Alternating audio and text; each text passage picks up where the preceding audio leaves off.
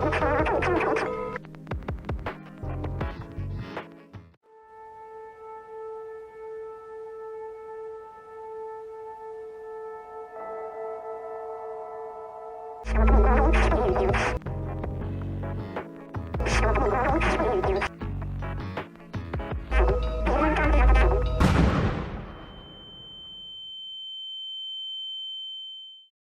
my gosh.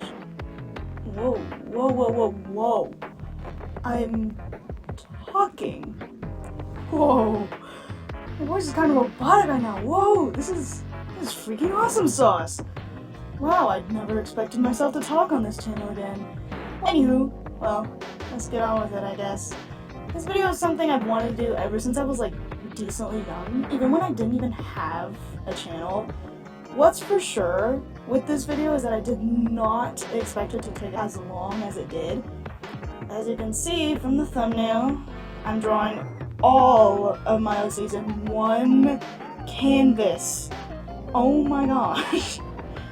But there's like a small, teeny, tiny twist.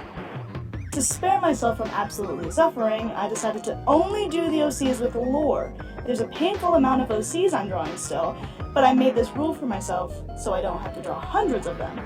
Another rule I set out for myself is to make this super easygoing. I don't want to spend too long on this drawing, and I don't want to spend too long on rendering every single character in this drawing. So I was like, you know what? I'm already drawing several of them. I'll reveal the number at the end. So I'm just gonna do their basic colors. I'm not gonna shade, I'm not gonna render, and if there is shading, it's super mega subtle. So that's the basics. But other than that, my number one rule for this is to include all of them. Now, onto the OCs, shall we? If you don't want to hear me yab about my OCs and their lore, 1, why did you click this? 2, maybe this isn't the video for you. I'll see you maybe in another one. Okay, bye. First OCs I drew were the parasites that flood my freaking brain. aka Enzo, Eudora, Phoebe, and Copy. They have a lot of lore, and I found that even if I don't know what to draw, they'll come out of my hands and magically onto my paper. Phoebe and Copy are aliens from different planets. They are assigned to explore different worlds and dimensions. On one of Phoebe and Copy's explorations, they found Enzo, who was not their dad at the time. Enzo was practicing some swordsmanship, since he was like a crafter and crafted swords, yada yada yada. Phoebe and Copy, immediately curious, foolishly even, ask what Enzo's doing. Enzo, being nice to younger kids, explains what he's doing, and explains that what he's doing is a little dangerous for younger kids to get close to. Phoebe, almost immediately entranced, the curiosity killed the cat type of mentality as he continues to yap and ask questions, continues to just pry and get closer and closer. Copy, more logical, is a more stranger danger sort of situation. But eventually, after many more visits to the planet Enzo lives on, Phoebe and Copy become close friends of the family, and even close friends with Eudora, who Enzo had married before Phoebe and Copy were adopted. And eventually, after a long few years, Phoebe and Copy are considered Enzo and Eudora's kiddos. Found family, my favorite trope ever, what can I say? Now, for some of the OCs, their lore may not be explained as in-depth as others, either because I plan on making content of them and their lore in the future. For those who are more well-written, I don't want to reveal all their lore too much. Anyway, the man next to Enzo is named Skadel. I'm not sure how to pronounce the name properly in German, so I use the name translated, which is Skull. He is assigned in a corrupt world full of heroes and villains, and he is assigned to gain information and gain insights/secrets on the villainous side of that world. And so far, he hasn't messed up once. The woman next to Eudora is named Beatrix. She's part of the military in Phoebe and Copy's world called Kroja. The planet is named Kroja. Anyway, the Krojan army has accepted her presence despite her being a human. She is used to gain insight and hunt those who betray the king of the light side of the world. The man next to Skadel, or Skull, is named Nudanes. Nudanes is the head general of the Krojan army. He's been in that army for almost all his life, being raised by the past general, which was not actually his father. His mother and father are unknown, and Nudanes has never figured out who they are. But despite this, the general, who has since passed away, raised him as his own, and now Nudanes is filling in that role as general. The man next to Nudanes is named Kohorox. Kohorox is the main leader of all robotic life on Kroja, no matter their villain or hero. He's even head over the army in some sort of way, mostly giving insight on where opposing enemies are, what to do. That's his role. The two individuals next to Beatrix are Vessel and Lemme, king and queen of Kroja. They rule together, ruling over the light side and the dark side of Kroja, mostly the upper city and the middle city. The quote-quote dark side of Kroja is the middle city, where the sun shines less than the upper city, which is considered the light side. The two beside the king and queen are the Solsifix and Toxicity. The Solsifix is the ruler of the dark/undercity of Kroja. Toxicity is his son, who he raised as his own. Solsifix has never actually had children, because he's never had a queen before. But when Toxicity showed up at his castle randomly when Toxicity was just a baby, Solsifix decided to take him under his own wing. One of the only good things Solsifix has ever done. Not even joking. The man next to Kohorox is named Ratchet. Ratchet is Kohorox's way of gaining information on other quote-unquote teams or sides of the planet. Ratchet, despite his slightly nervous nature, is very good at sneaking into spaces. You'd think for a massive robot with wings he'd be more easy to find, but despite this, he succeeds in gaining information almost every single time. Now then, TV-Sai. The man that he is, he's invaded my brain ever since 2020 and 2019. He's never not been in my head. TV-Sai is an eccentric theatrical show host and delights in creating rooms and corridors in his dimension, appropriately called colorful corridors. He seems like some average guy with no unique abilities other than what he has in his dimension, right? Right? The next TV heads are Mooney, Star, TV, Dio, and Warning. Mooney and Star are the hotel owners of colorful corridors, controlling the daylight cycle and the night cycle of the hotel. But Cyber, why is there daylight cycles and night cycles in the hotel? Isn't there sunlight? No, actually, there's no windows at all in colorful corridors. If there is, they're fake. So, it's not exactly clear whether the sun and the moon actually exist in this dimension. So, Mooney and Star control the daylight cycle and the night cycle of just the hotel, nowhere else. TV-Sai has full reign of everything else except for the hotel. Well, technically he can still control the hotel, but he's being nice. TV is the nurse of colorful corridors. She can heal almost any wound, no matter how big or small, if it's on a human or a TV, whatever it may be. But despite her gentle and kind and nurturing nature, she knows more than she gives off. She knows almost every single secret there is to this dimension of colorful corridors. But for her own sake, she keeps quiet to herself. For now. Dio is the restaurant owner of Colorful Corridors, making food for both employees and humans alike. Or, well, he used to make food for humans. There ain't much around anymore. But he still tries. The thing behind Dio is, well, something. The beings in Colorful Corridors aren't exactly sure what its purpose is, but TV-Sai sure knows. Has he given any info? Nope. Will he? Nope. One day even? Nope. Warning is the security officer of Colorful Corridors. He's like an all-seeing eye, basically. Other than TV-Sai, of course. He monitors the camera in Colorful Corridors and is often seen roaming the hallways and just keeping an eye on things. Moving on from Colorful Corridors, the three boys on the corner are Caleb, Blixer, and Alez. They're younger teens who explore the world that they're in, discovering secrets that their world has to hold on to. They're basically brothers exploring the world and exploring the unique areas and landscapes, but also keeping a more comedic sort of lightness to their adventures. They don't want to get in trouble, of course. The two in between, Alez and his group, and the Colorful Corridors people, are Cage and his father. Cage is a shadow bender and can morph shadows into physical forms to use in combat. Cage's father lives in a swampy area covered by mangroves and beautiful lilies. He's barely ever seen and hasn't been seen for hundreds of years. Does Cage even know of his father's existence? I mean, slightly. He knows that he has a dad, but he doesn't know who he is. He'll figure it out. The knights in the corner are Rax and Ozias. Rax is a new knight in his world and is learning how to go about the kingdom and his duties.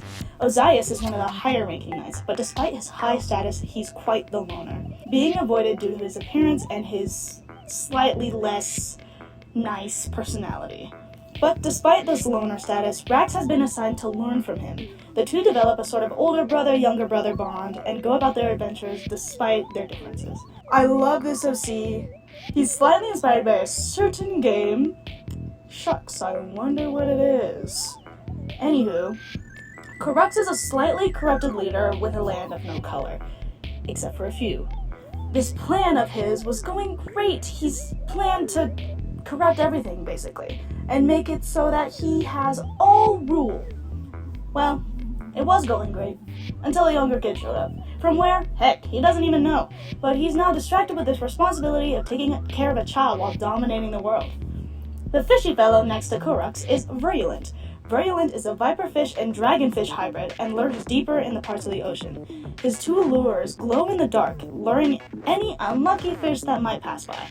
His arm was lost in a fight by accident, battling against another shark-like being. But other than that, he's a feared being. His long tail makes his movements ethereal and rather quick despite his size. He's rarely found by humans who desperately search for sight of him. He's almost like a myth, a story that some sailors tell whenever they take families on boat rides for fun. But in reality, Virulent is rather shy. He doesn't want to approach people and he doesn't want to be seen. The Mothman behind Virulent is Druin. He's a detective, solving unsolved cases in his world. Even the toughest cases haven't fooled this moth. He lurks at night, uncovering the deepest of secrets in the dead of night. As of currently, he's working on a case of a mysterious creature roaming the land, and he won't stop until he gets to the bottom of it. Two lovers next to him are Irix and Hesperia. Irix is a shadow-like entity that has taken form on another planet, exploring and learning more about the human life. Hesperia happened to have found Irix when he arrived on Earth, and offered to help him, despite the odd appearance at first. Irix has learned a lot about human life thanks to Hesperia, and seemingly they both have fallen in love because of it.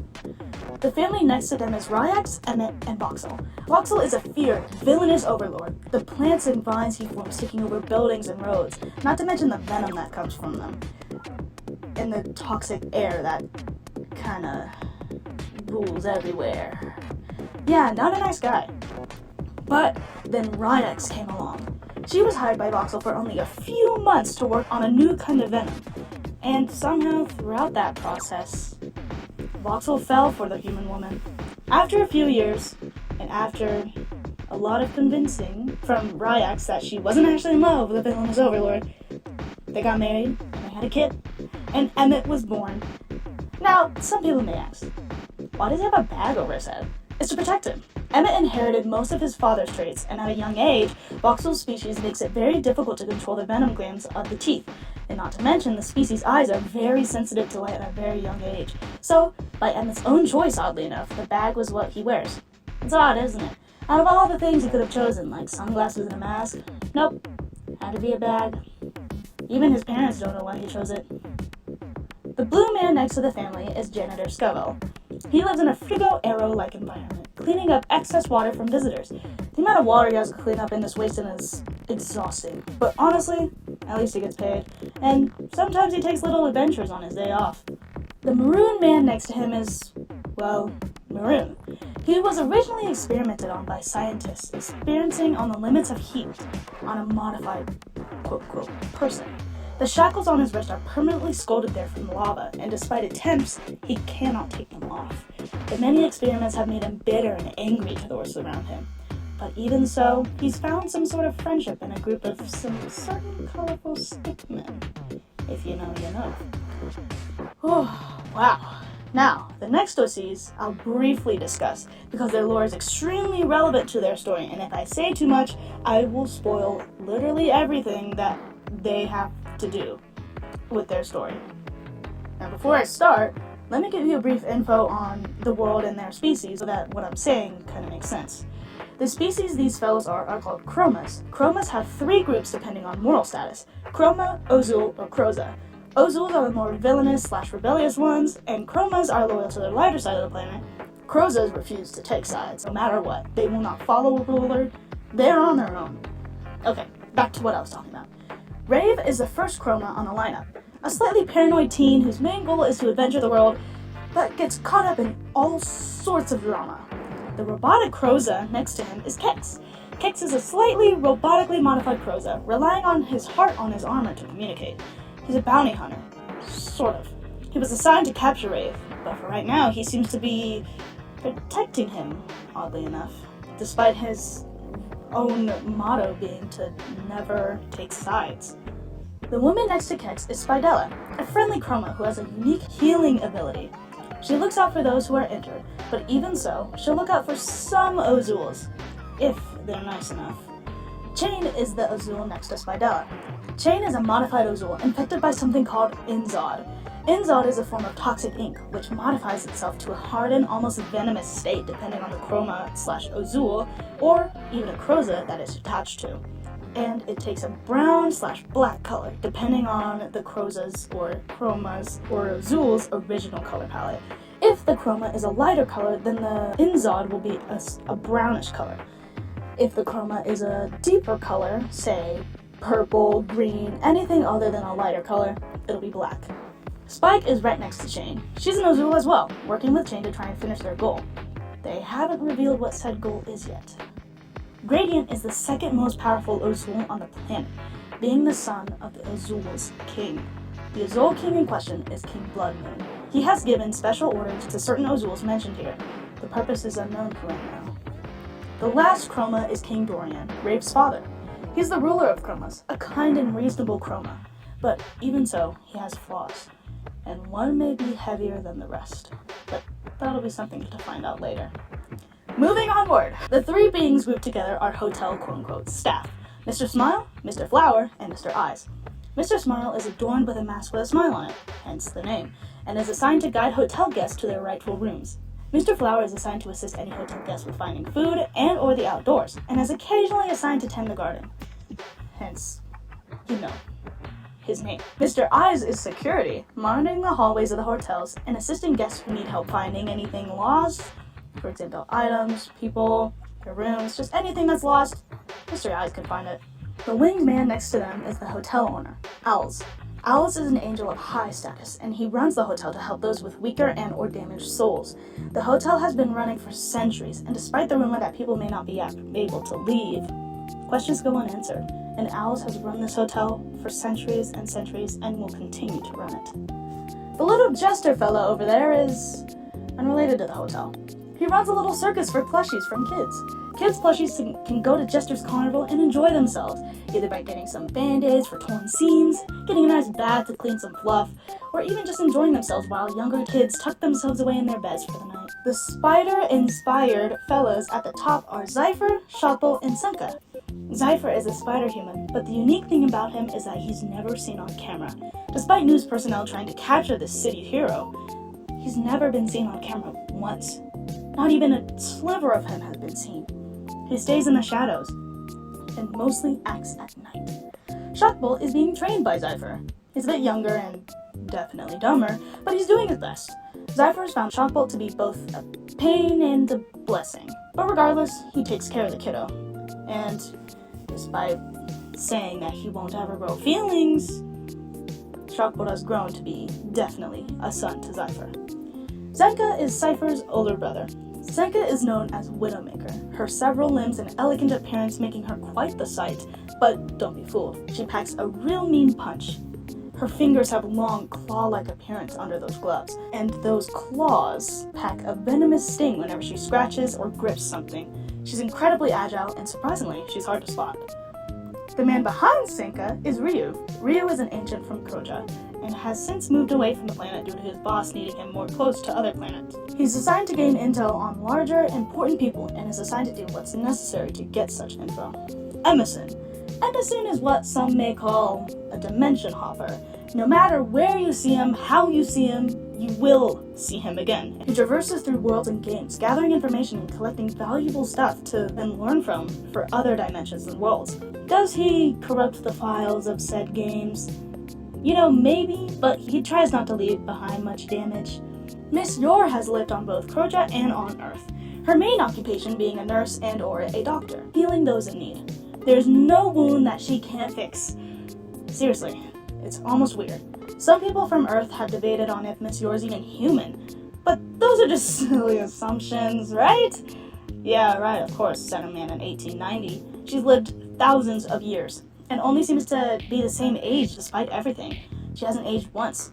Despite people wishing her a happy birthday, there's no real difference in her appearance. The robot next to her is named Nullcode, or Null for short. He's the main boss over the evil robots of Crota. But despite this, he's under Kohorox's rule. His main goal is to keep everything in line, but even in his efforts to do so, he takes more than drastic measures. The man next to Null is Grimm, Enzo's father. Grimm was an army general on the planet long ago and retired at the age of 23,465, which is 60 years old human-wise. After retirement, him and his lovely wife had a kiddo named Enzo when Grimm was 62. He's now 23,470, which is 67. Don't make a joke. It's 2026. It's not gonna be funny. I'm not gonna laugh. The being next to him is Survivor. He's an elegant assassin, teaching rookies of the group how to dodge and parry attacks and defend for themselves. Is he a glitch in the system of the world? Yeah, maybe. But despite that, he's never been killed. The jellyfish woman next to him is named Jelly. She's a waitress at an underwater restaurant, and despite her lack of ability to talk, she excels in her job. Judy is the woman next to her. Judy is a human and only 19 years old, and when in costume, she takes the appearance of a jester-like person. She's a hero, technically. Maybe an anti-villain, we'll say. She's currently living on Crozier because of a certain someone she's dating. Starts with an F. Shucks, I wonder who it is. The mysterious figure in the starry Ushanka is named River. He's a magical mage that rules in the starry realm, controlling the stars and making sure all stars align correctly into place. If there's a star out of place, he'll be assigned to take care of it. However, if a star is tampered with by someone unknown, well, whoever did so may not last that long. The man in the pink hero getup is Heartbreaker, named Demir. Demir is a man with a serious heart condition and only has a few weeks left to live. Well, that's what the doctor said before the mutations. That's right, Demir is a mutant. His mutant abilities keep him alive and he fends for those in trouble. He's closely associated with Zypher and Senka, but he usually keeps to himself in his mission work, unless he needs help, or company. Now, the next OCs were seen in a video I did previously, and I gave lore on them already. I'll make sure to keep the lore brief as I went into depth about them in the video and all of that. I don't want to bore people who have already watched that video. Ryan is a greedy and slightly mean business owner who does everything to make sure whatever he's stocking on his shelf has to sell. But in his spare time, he's a boxer, and oddly enough for a receipt, he's hard to tear. Get it? Because receipts are paper? Whatever, forget it. His time is hotel staff, and tells the time of said hotel. Some even say she controls said time, but those are just rumors. Maybe. Perchance. Honestly, it's hard to tell. She's not much of a talker. Dixon is an eccentric and flashy music artist, performing live around the world for all to see. His voice draws everybody in. It's almost like hypnosis. Some speculate that it literally is hypnosis. But heck, who knows? Maybe he's just a likable guy. The young man next to Dixon is Lynx. He's a rebellious teen and does what is called fire art, a banned art medium in the world. It's Earth's equivalent of spray painting on a very important government building. So, yeah, not a great choice. But somehow he avoids the grip of the authorities constantly. It's very odd. The last OC. I can't believe it. We made it. Now, is this a Mandalorian OC? Absolutely it is. I can't help it. I must make OCs for my interests. His name is Venor. He was a Mandalorian before Din came along and was assigned to a mission. The mission was going well. Exceptionally well. Except for when his communication went down. His maps went down. Everything went wrong. He was lost for 3 whole years. People at home believed Venor never made it through the mission and was killed in action. Or, well, that was until Din was sent to go find him. Spoiler warning here, I'm going to spoil a little bit of the Mandalorian and Grogu movie that came out. If you don't want to hear that, skip to the time skip on screen. Okay, I warned you. Din was sent to go save and look for him after saving Rada and killing the twins, going back to the swampy wastelands. Eventually, after a long time, Venor was found. To cut a very long story short, Venor was returned home safe and sound, and is now learning how to adapt to being home again after 3 whole years of loneliness. And we did it. 68 OCs. all with lore in one single canvas. 15 freaking hours of work. I can't believe I pulled this off. It took me way longer than whatever 15 hours is. At least that's what I felt like. But I'm proud. I've never done something like this, and I'm glad I can finally have a big fat board of all my OCs I draw the most. Now, some of you, curious enough, may wonder, where are the OCs that weren't worthy enough to be included? Well, they might come back. Who knows? Some of them do have lore, yes, that's true, but not detailed enough for me to write a paragraph or two on them. Just a sentence on what they do. Many of the OCs I didn't include don't have lore. More so just a brief, this is their age, this is their job, this is what they do, sort of thing. But one day, I may include all of my OCs in a big fat drawing. But until then, this is the best I can do. Thank you so much for joining me today. I hope my yapping wasn't absolutely unbearable. Also, let me know if you'd like me talking, or would you rather have just the subtitles with the robot stray effect I use in my past videos? Let me know. Also, let me know what other art-related content you want to see from me. I'm open to any ideas. Thank you so much for your support. I appreciate every single one of you so much. And I hope you have a wonderful day and a wonderful night. Bye-bye.